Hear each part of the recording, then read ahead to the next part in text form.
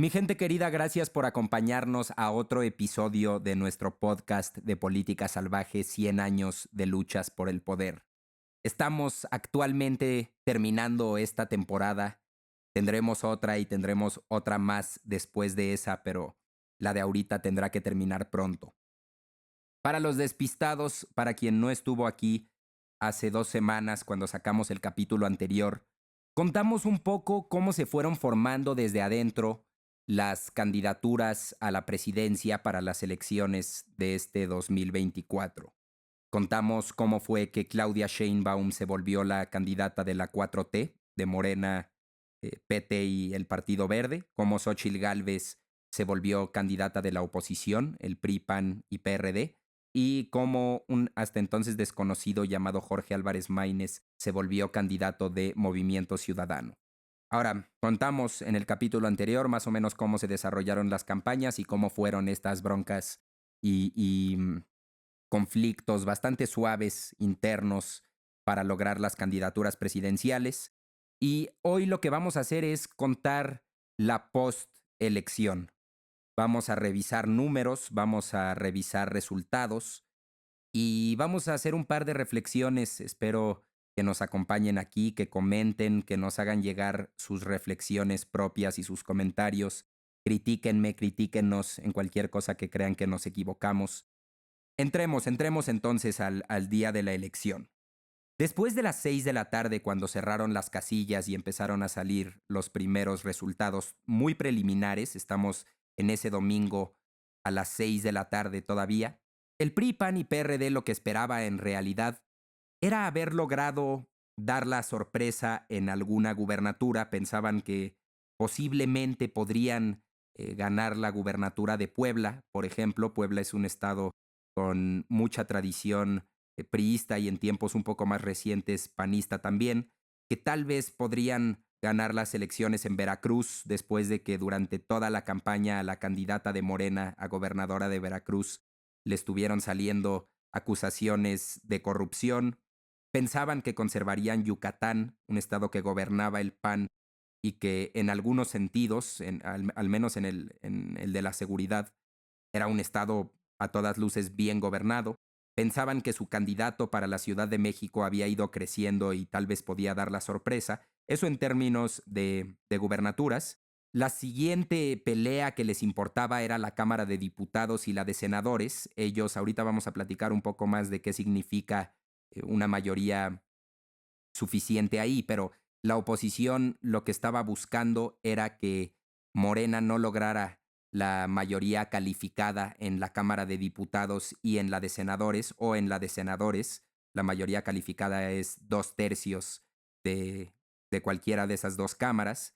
Y también existía cierto optimismo entre la oposición de que si votaba suficiente gente, posiblemente tal vez ahí había un voto escondido, un voto que no había salido a decir sus preferencias en las encuestas, pero que posiblemente pudiera hacer la diferencia. Ellos pensaban que existía la posibilidad de que algunos sectores de la población del país no hubieran expresado sus preferencias durante toda la campaña, pero que el día de la elección salieran a votar por Xóchitl Gálvez.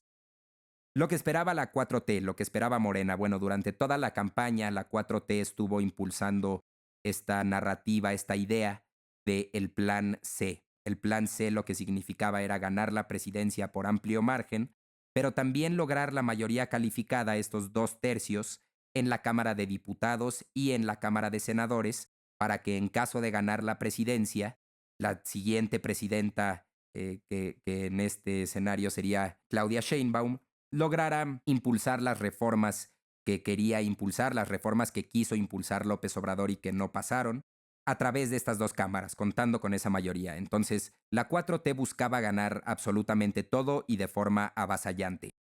Durante la tarde de ese domingo, que fueron las elecciones, empezaron a salir entonces los primeros resultados muy preliminares, pero todavía no notábamos hacia dónde iba la cosa porque había un 1.4, 1.5, 1.6% de las actas contabilizadas. Y en lo que fue avanzando la tarde y luego la noche, siguió sin haber claridad.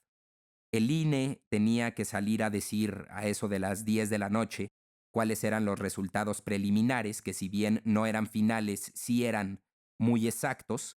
Se tardó y empezó a crecer cierta desesperación entre algunos sectores, hasta que finalmente Guadalupe Tadei, que es la consejera presidenta del INE, salió a dar los resultados. Una vez que dio esos resultados, ahora lo sabemos, en el momento obviamente no, pero hubo conmoción al interior de la oposición. Según los recuentos, Xóchitl Gálvez, al enterarse de los resultados que vamos a analizar en un momento, pero que arrojaron una victoria para Claudia Sheinbaum, la candidata de Morena, Xóchitl Gálvez aparentemente, cuando se enteró de los resultados, de inmediato le marcó a Sheinbaum y la felicitó por la victoria, algo que hizo enojar mucho al líder del PAN, a un tipo que se llama Marco Cortés, y aparentemente hubo mucha tensión entre Xóchitl y Marco Cortés, aparentemente en el cuarto de guerra de la oposición. No solo no gustó que Xóchitl felicitara a Claudia, sino que todos estaban absolutamente desconcertados por los resultados que acababan de revelar. Entremos a esos resultados. Estos que voy a leer y sobre los cuales vamos a trabajar hoy son los resultados de los cómputos distritales. La presidencia. La presidencia la ganó Claudia Sheinbaum de la 4T, de Morena, del PT y del Partido Verde, con un total de 35.900.000 votos, más de 35.900.000 votos, que fueron el 59.8% de los votos. Xóchitl Gálvez quedó 19 millones de votos atrás, con solo 16.5 millones, que fueron el 27.4. Álvarez Maínez, en un lejano tercer lugar, logró 6.200.000 votos, 10.3%, lo cual de hecho fue bastante positivo y sorpresivo para Movimiento Ciudadano.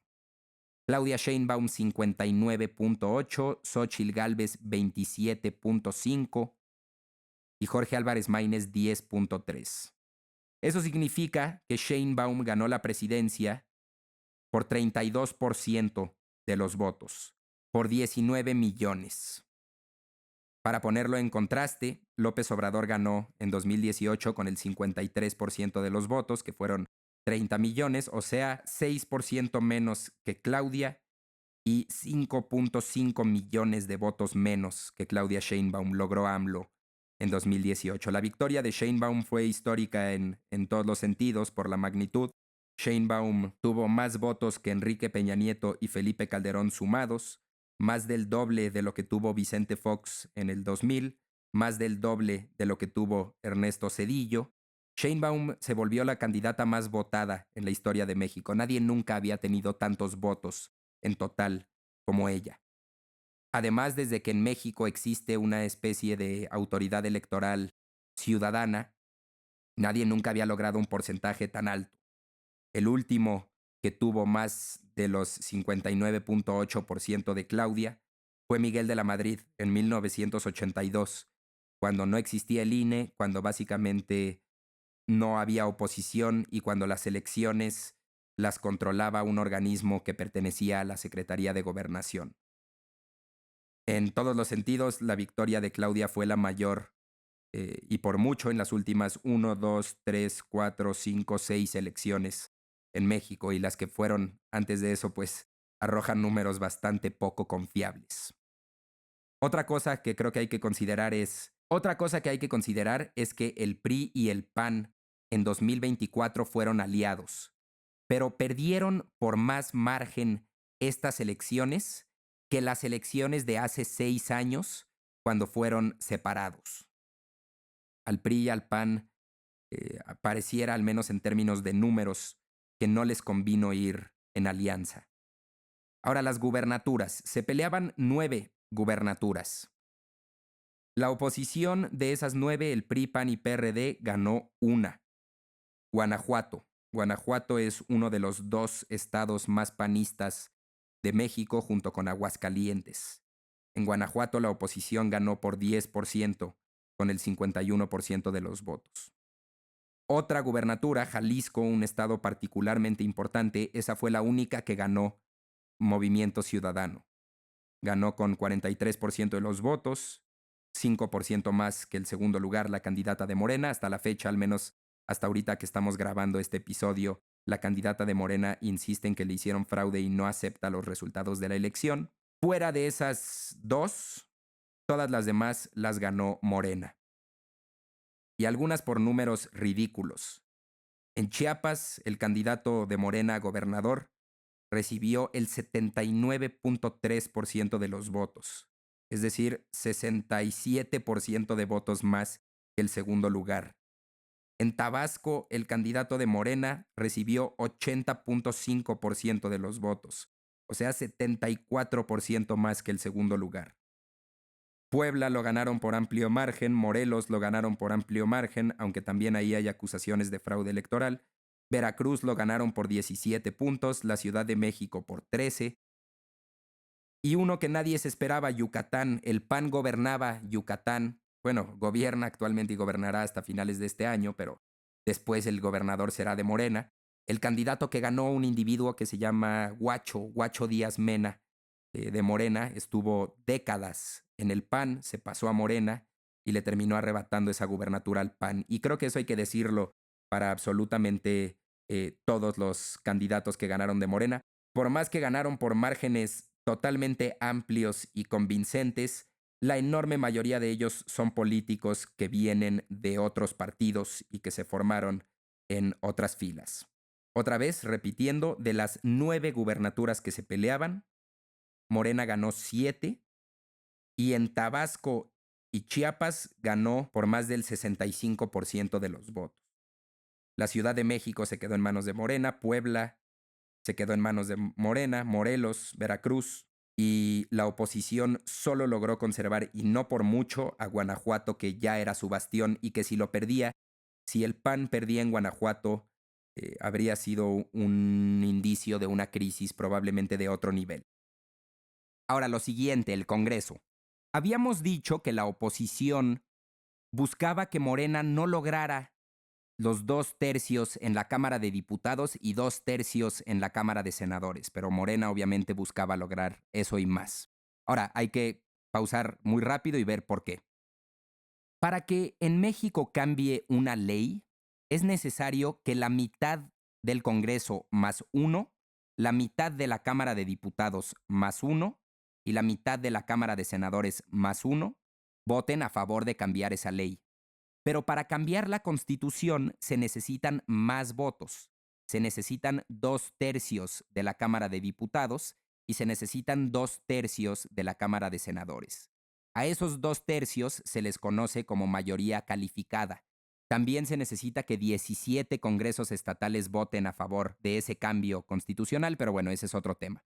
La mayoría calificada son 2/3 de la Cámara de Senadores y 2/3 de la Cámara de Diputados, y es lo que se necesita para cambiar la Constitución. Y la 4T, López Obrador, Claudia Sheinbaum, todos ellos proponen varios cambios a la Constitución, como lo han hecho cualquiera de los gobiernos anteriores.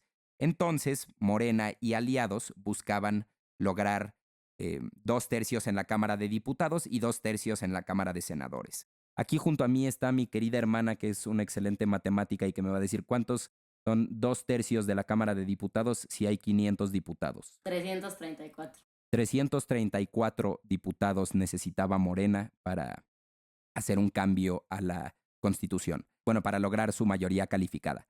En la Cámara de Senadores hay 128 senadores. Carnalita, ¿cuántos se necesitan para lograr una mayoría de 2/3 si hay 128 senadores? Son 86. 86 senadores totales necesarios para la mayoría calificada en la Cámara de Senadores. La oposición buscaba evitarlo, Morena buscaba lograrlo. ¿Y qué pasó? ¿Qué pasó el día de la elección? Bueno, en realidad todavía no sabemos a ciencia cierta porque la repartición de plurinominales se hará todavía en unas semanas y además todavía falta que se resuelvan las impugnaciones electorales y ese tipo de cosas. Pero como pinta y los cálculos que parecen ser más precisos, dicen que Morena habría logrado más de 370 diputados.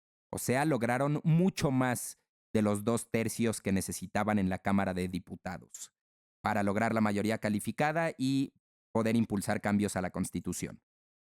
También parece, según los mismos pronósticos que otra vez parecen ser los más acertados, que Morena tendrá algo así como 80 u 82 u 84 senadores. O sea, se quedarán a un par de senadores, parece que a 4 más o menos, de lograr la mayoría calificada en la Cámara de Senadores. ¿Y qué significa eso? ¿Qué nos dice?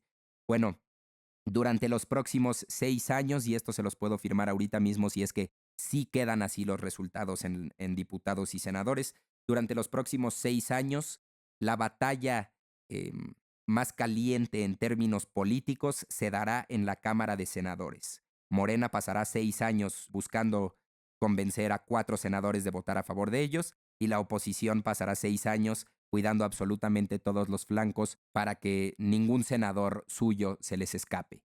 Entonces Morena parece logró la mayoría calificada necesaria para reformar la Constitución en la Cámara de Diputados, pero en la de senadores parece que se quedó muy cerca y no la logró. Ahora, un par de consideraciones finales.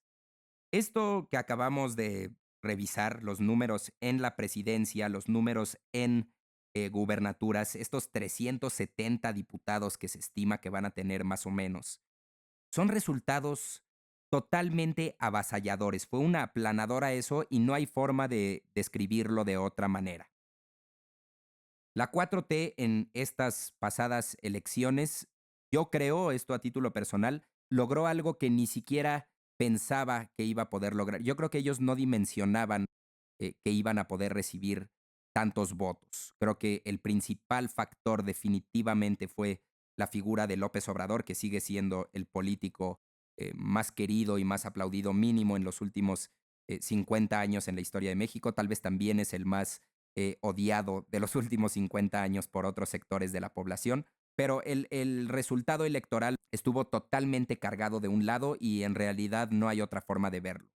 Ahora, una parte enorme de esto también tiene que ver con la oposición, de una forma muy importante tiene que ver con la oposición, y no solo con una oposición que en muchos casos, cuando tuvo la oportunidad, no gobernó en favor de las mayorías, no diciendo que Morena necesariamente gobierne a favor de las mayorías, pero sabemos que la oposición cuando tuvo la oportunidad muchas veces no lo hizo, sino también con un discurso totalmente ajeno, totalmente separado de la realidad mexicana. Por una, muchos de los candidatos de oposición, los líderes de los partidos de oposición, la candidata presidencial de la oposición, se dedicaron en campaña a criticar y a tirarle al presidente, cuando el presidente otra vez es una figura muy popular. Tal vez había otras formas de hacer las cosas en donde no necesariamente la campaña estuviera basada en ser intensamente anti López Obrador. Tal vez había otras maneras de plantear un proyecto alterno que no fuera el obradorista, pero que tampoco estuviera peleado de raíz con el obradorismo, que como hemos visto, mucha gente todavía está contenta con ese modelo y principalmente le tiene mucha lealtad a esa figura. Creo que vimos una oposición que no se supo readaptar a una nueva realidad política, a una realidad política en la que los candidatos ya no son juniors, fresas que hablan inglés perfectamente. Una oposición que no se supo, creo yo, adaptar a los nuevos formatos de comunicación política, a las nuevas sensibilidades políticas que han surgido en México en los últimos 10 años. No entendieron que el político más codiciado en México, el perfil político más codiciado, ya no es el del junior mi rey que te habla inglés y francés perfectamente, ya no es ese el candidato, ya no es esa la realidad, ya no es esa la forma de comunicarse con la gente. Ahora hay que comunicarse con las mayorías, con los sectores más grandes de la población. Y creo que eso es algo que la oposición sigue sin entender y algo que lo delata es todo ese discurso de fraude electoral y de continuar con el ataque salvaje a la 4T. En realidad, la 4T tendrá todas las deficiencias que te puedas imaginar, pero al menos saben muy bien a quién le tienen que hablar y cómo. Y eso es algo que creo yo la oposición nunca descifró y sigue sin descifrar. Creo que muchos sectores dentro del PRI, dentro del PAN, dentro del PRD, no han entendido que no entienden que el México en el que viven ellos no es el México en el que viven los otros 120 millones de mexicanos. México no es Polanco en la capital o los sectores de élite en Monterrey. México es las mayorías y creo que eso es algo que todavía no ha calado en esos partidos de oposición, por más que ya van 2 elecciones que la ciudadanía en México vista con L y con C mayúsculas, las mayorías mexicanas se lo dicen, ¿no? Entonces, creo que también hubo un afán de imponer a ciertos candidatos a muchas luces innombrables y creo que fue difícil también enfrentarse a la figura del presidente y a la operación desde las esferas de poder que definitivamente se dieron, no nada más desde la presidencia, no nada más el presidente intervino de una forma u otra en las elecciones, también los gobernadores lo hicieron. Y pensar que vas a sobrevivir a eso cuando de todos modos tu estrategia inicial está fallida, siendo la oposición, pues yo no sé cómo creían que tenían oportunidades de ganar, ¿no? Este resultado nos, nos sorprendió a absolutamente todos, pero al mismo tiempo estaba cantado porque el PRI, PAN y PRD llevaban mucho tiempo en una decadencia absoluta y los únicos que no se habían dado cuenta o no les había importado eso eran al PRI, PAN y PRD. El PRD, por cierto, a todas luces no le podemos dar su tiro de gracia todavía, pero parece que perdió el registro. Ahorita, mientras estoy grabando este episodio, todavía falta que se desahoguen todos los temas legales, que se impugnen las diferentes elecciones locales que está pidiendo el PRD. Ya ha habido casos en los que parece que un partido va a perder el registro y al final, después de toda esa etapa de impugnaciones y de recuentos, lo conserva, pero parece que el PRD está muerto, si no es que en efectos prácticos, en términos filosóficos y en términos de significar una opción atractiva para los mexicanos. Nadie votó por el PRD. Creo yo la forma en la que creo em, asimilar todo esto es, creo que debemos mantener cierta apertura, cierta esperanza de que tal vez con tantos elementos a su favor, el nuevo gobierno logre cambiar México para bien, logre hacer las cosas que el anterior no pudo, que los anteriores no han podido. Y creo que creo que nos toca a nosotros respetar la decisión, otra vez, esta decisión de las enormes mayorías que votaron casi unánimemente. Nos toca hacernos a un lado, respetar y aceptar esa decisión. Y creo que a los partidos de oposición les toca reinventarse, les toca sí o sí a los tres cambiar de liderazgo, aunque parece que no va a pasar, y les toca aprender a vivir, a actuar y a hacer política en el nuevo México que no han terminado por entender y que no han ni siquiera querido entender todavía. Pero bueno, esa fue mi reflexión. Déjanos un comentario, mándanos un mensaje, escuchamos todo, leemos todo y agradecemos enormemente que nos hayas acompañado en este siguiente capítulo. Va a haber más todavía. Para esta temporada estaremos esperando sacar un siguiente capítulo resolviendo preguntas y haciendo tal vez un resumen muy general de todo lo que vimos en una media hora. Em, lo intentaremos hacer dentro de un par de semanas, todavía no terminamos y se vienen cosas todavía más interesantes, más longevas que estaremos intentando hacer y a lo que le apostaremos, pero te queremos agradecer aquí por acompañarnos y por estar con nosotros. Nos notificaron, por cierto, hace unas semanas que fuimos el tercer podcast más escuchado de historia en México, lo cual nos hizo sentir muy, muy bien. Se los agradecemos de verdad. Gracias por escucharnos. Aquí nos mantenemos, aquí seguimos. Se vienen cosas mejores y más grandes. Yo soy Fernando Sekel y Aburto. Esto fue 100 años de luchas por el poder. Y todo esto no se pudo haber hecho sin mi hermano Miguel Sekel y Aburto, que produjo y editó absolutamente todo. Gracias, gracias y nos escuchamos pronto otra vez.